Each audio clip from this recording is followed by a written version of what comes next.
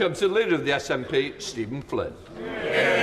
Thank you, Mr Speaker. I would just like to echo the sentiments of the Prime Minister and indeed the Leader of the Opposition in relation to the terrible incident in Nottingham, and indeed our thoughts are with all of those still reeling from the tragedy at Grenfell all these years later. Mr Speaker, during his ill-fated leadership bid late last summer, the Prime Minister warned of the perils of mortgage rate rises. Indeed, he stated, and I quote, "It's going to tip millions of people into misery, and it's going to mean we have absolutely no chance of winning the next election." Given that mortgage rates continue to rise, does he still agree with his own electoral analysis?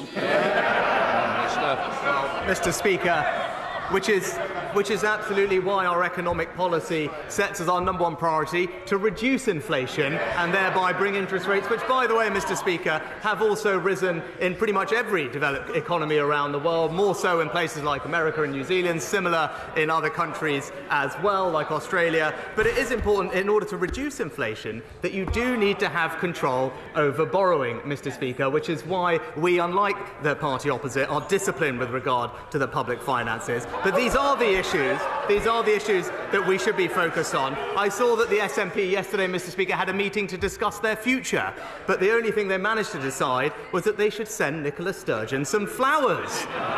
So can he tell us, did he sign the card? Stephen Flynn. Mr Speaker, respectfully, I think the Prime Minister needs to grow up. There is an elephant in this here chamber when it comes to the dire economic circumstances facing the UK, and that's Brexit. The Tory benches, they don't want to accept it, and the Labour Party, they don't want to talk about it. But whether it's food prices, energy prices, or indeed mortgage prices, households in Scotland are being shafted by Brexit. So can I ask the Prime Minister, will he apologise for the cycle of misery that Westminster has caused? Prime Minister.